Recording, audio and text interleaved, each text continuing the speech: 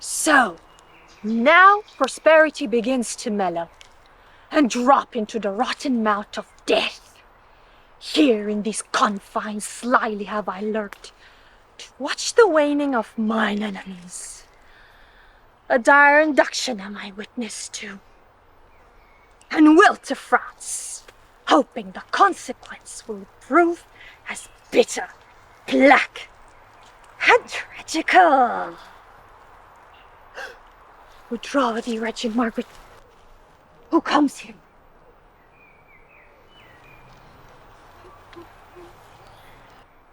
Oh, my poor princess. Oh, my tender babes. My unblown flowers. New appearing sweets. If yet your gentle souls fly in the air and be not fixed in doom perpetual, hover about me with your airy wings and hear your mother's lamentation. Hover about her. Say that right for right had dimmed your infant mourn's aged night. So many miseries have graced my voice, that my woe-weary tongue is still and mute. Edward Plantagenet, why art thou dead? Plantagenet doth quit Plantagenet. Edward for Edward pays a dying debt. Wilt thou, O God, fly from such gentle lambs and show them in the interest of the wolf? How canst thou sleep? Was that your deed was done? When holy Harry died, and my sweet son.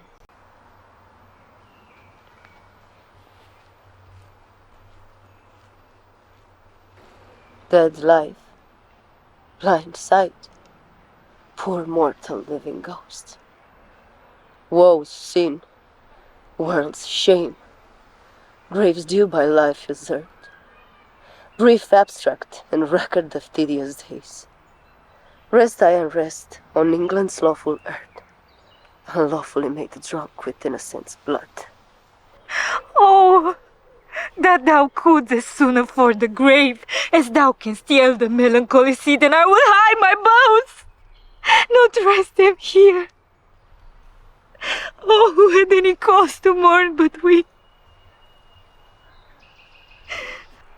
If ancient sorrow be most reverend, give mine the benefit of seniority, and let my woes frown on the upper hand. If sorrow can admit society, tell o'er yours again by viewing mine. I had an Edward till a Richard killed him. I had a husband till a Richard killed him. Thou hast an Edward till a Richard killed him. Thou hast a Richard till a Richard killed him. I had a Richard too, and thou didst kill him. I had a Rutland too, thou hopest to kill him. Thou hast a Clarence too, and Richard killed him. From forth the kennel of thy womb had crept the hellhound that doth hunt us all to death. That dog that had his teeth before his eyes to worry lambs and lap up the gentle blood. That foul defacer of God's handiwork, that reigns in golded eyes of weeping souls. That excellent grand tyrant of the earth, thy womb let loose to chase us to our graves. Oh, upright, just, and true disposing God, how do I thank thee that this charnel cur preys on the issue of his mother's body, and makes her pew fellow with others moan. O Henry's wife, triumph not in my woes. God witness with me, I have wept for thine. Bear with me. I am hungry for revenge, and now I cloy me with beholding it. Thy Edward, he is dead that killed my Edward, thy other Edward dead to quit my Edward. Young York, he is but boot, because both they match not the high perfection of my loss. Thy Clarence, dead, that stabbed my Edward, and the beholders of this frantic plays. The adulterate Hastings, Rivers, Vaughan, Grey, untimely smothered in their dusky graves. Richard yet lives, hell's black intelligentsia, only reserve their factor to buy souls and send them thither. But at hand ensues his piteous unpitied end. Earth gapes, hell burns, fiends roar, and saints pray to have him suddenly conveyed from hence. Cancel his bond of life, dear God, I plead that I may live to say the dog is dead! Oh, thou didst prophesy the time would come when I should wish for thee to help me curse that bottled spider, that foul bunchback toad. I called thee then, vain flourish of my fortune. I called thee then, poor shadow, painted queen. The presentation about what I was, the flattering index of a direful pageant, one heaved high to be hurled down below. A mother, only mocked with two fair babes. A dream of what thou wast. A garish flag to be the aim of every dangerous shot. A sign of dignity, a breath, a bubble, a queen in jest, only to fill the scene. Where is thy husband now? Where be thy brothers? Where are thy two sons? Wherein dost thou joy? Who sues and kneels and says, God save the queen? Where be the bending peers that flatter thee? Where be the thronging troops that follow thee? Decline all this and see what now thou art. For happy wife, a most distressed widow. For joyful mother, one that wails the name. For queen, a very caitiff, crowned with care. For one being sued to, one that humbly sues. For she that scorned at me, now scorned of me. For she being feared of all, now fearing one. For she commanding all, obeyed of none. Thus had the course of justice whirled about and left thee but a very prey to time, having no more but thought of what thou wert, to torture thee the more, being what thou art. Thou didst usurp my place, and dost thou not usurp the just proportion of my sorrow? Now thy proud neck bears half my burdened yoke, from which, e'en here, I slip my weary head, and leave the burden of it all on thee. Farewell, York's wife, and queen of sad mischance. These English woes shall make me smile in France. O thou, well skilled in curses, stay a while and teach me how to curse mine enemies. Forbear to sleep the nights, and fast the days. Compare dead happiness with living woe. Think that thy babes were sweeter than they were, and he that slew them fouler than he is. Bettering thy loss makes the bad cause a worse. Revolving this will teach thee how to curse. My words are dull. O quicken them with thine. Thy woes shall make them sharp and pierce, like mine.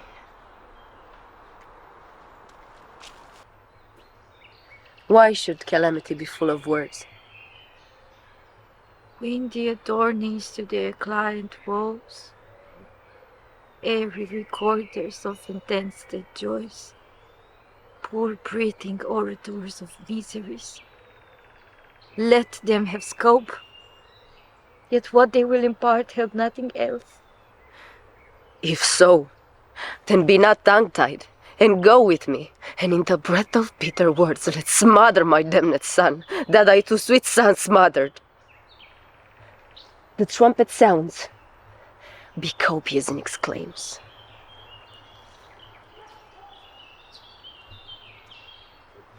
Who intercepts me in my expedition?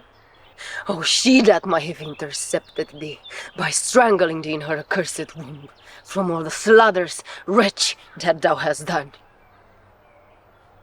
It's thou, that forehead with a golden crown, where should be branded, if that right were right, the slaughter of the prince who owned that crown, and the dire death of my poor sons and brothers.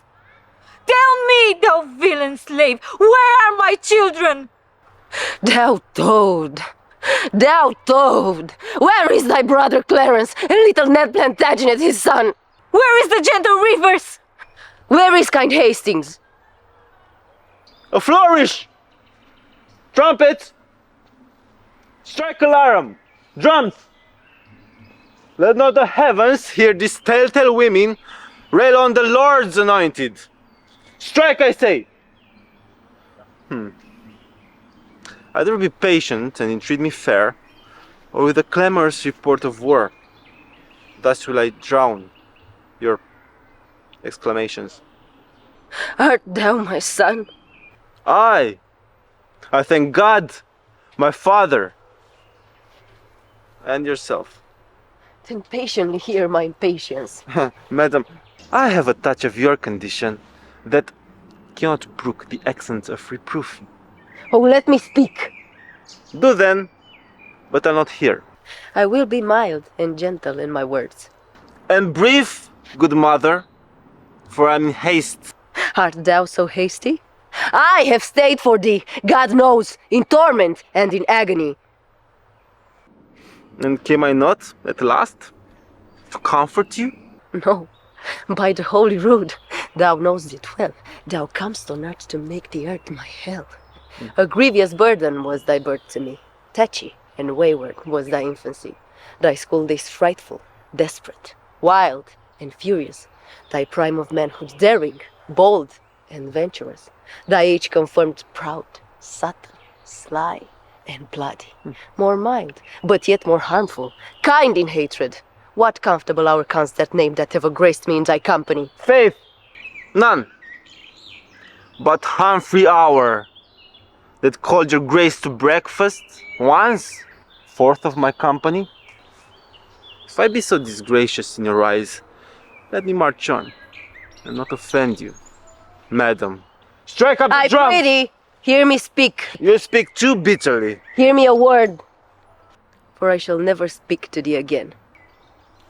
So, Either thou wilt die by God's just ordinance, ere from this war thou turn a conqueror, or I, with grief and extreme age, shall perish, and never more behold thy face again.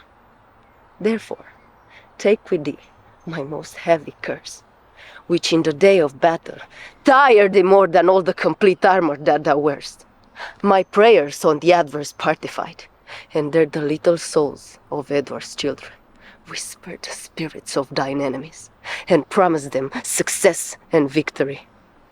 Bloody thou art, bloody will be thy end. Shame serves thy life, and doth thy death attend.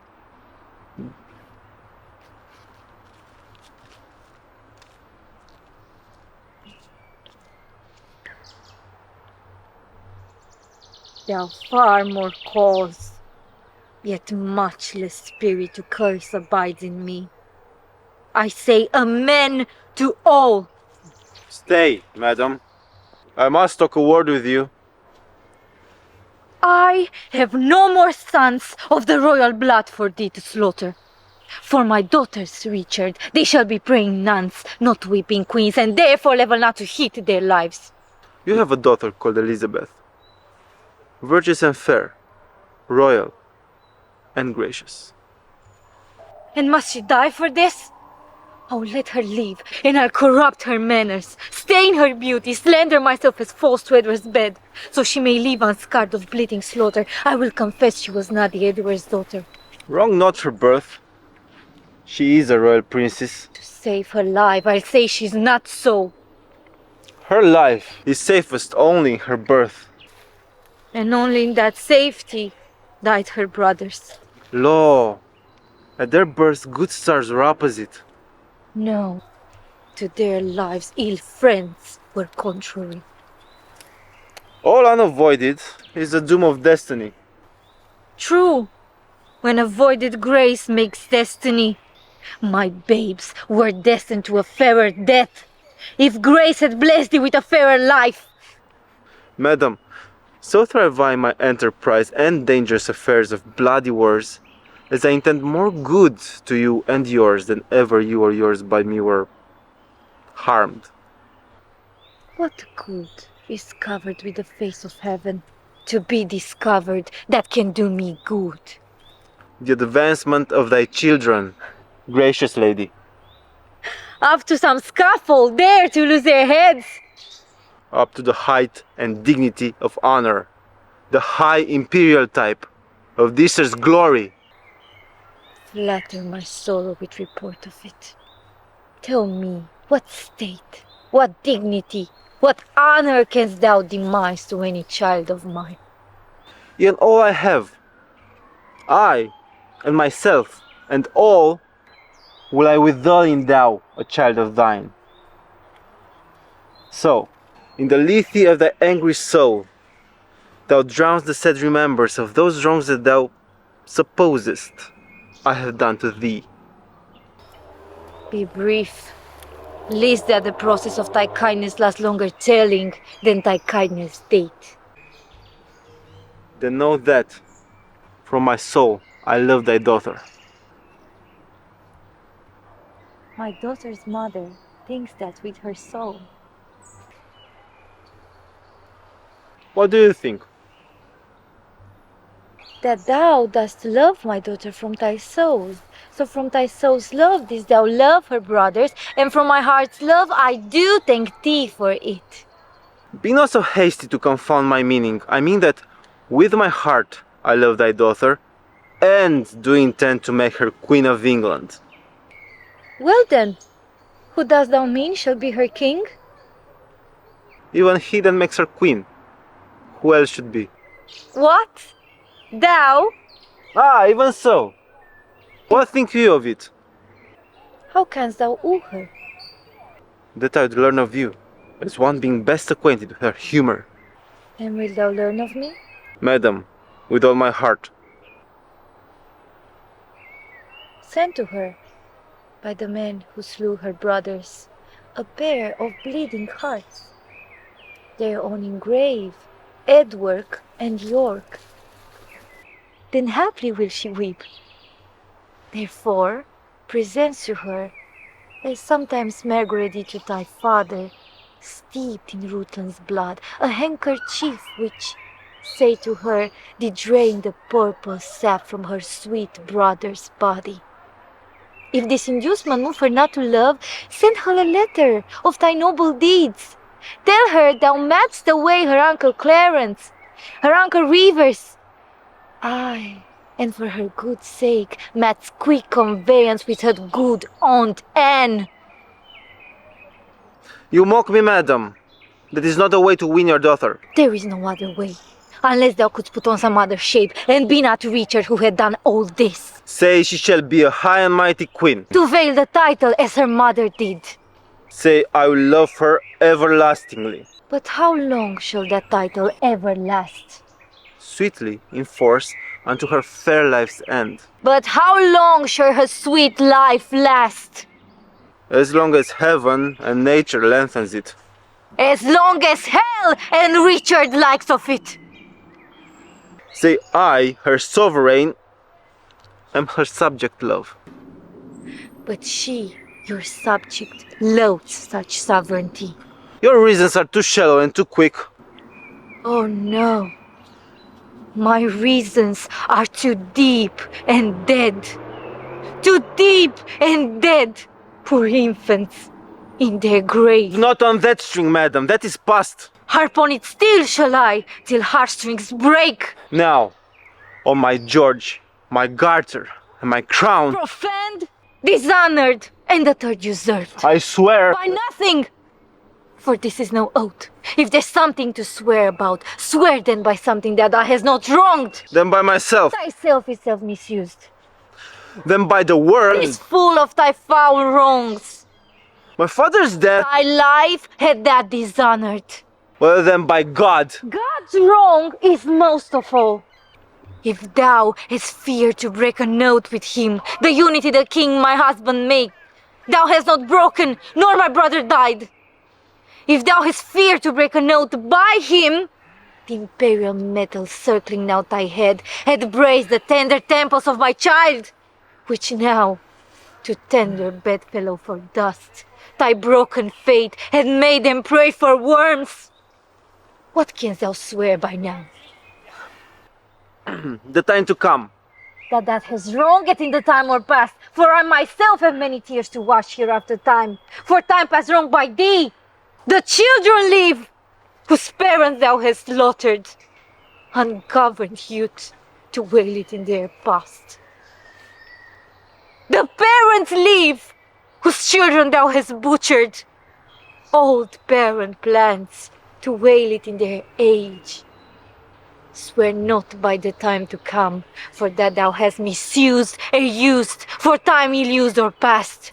As I intend to prosper and repent, so thrive I my dangerous affairs of hostile arms. Myself confound. Heaven and fortune bar me happy hours. Day ill me not thy light, nor night thy rest.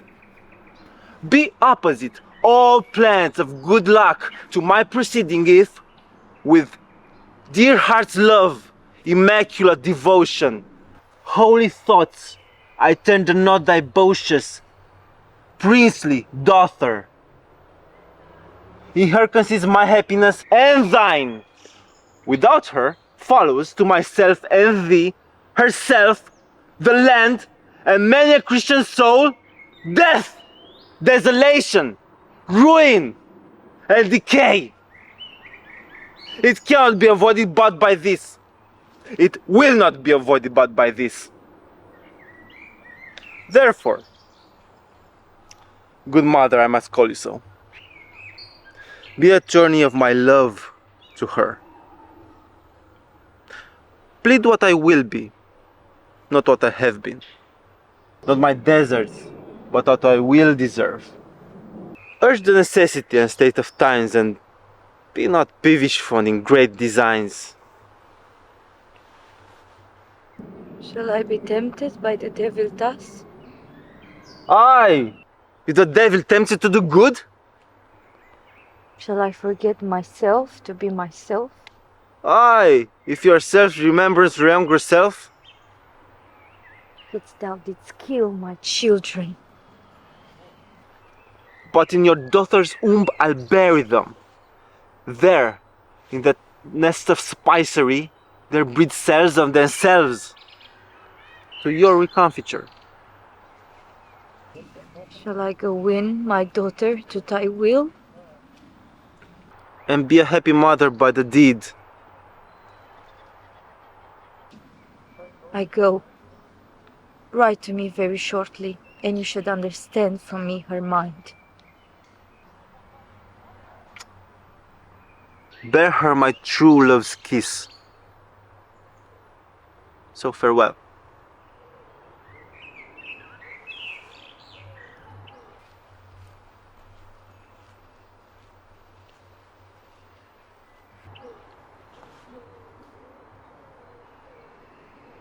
Relenting fool and changing shallow woman.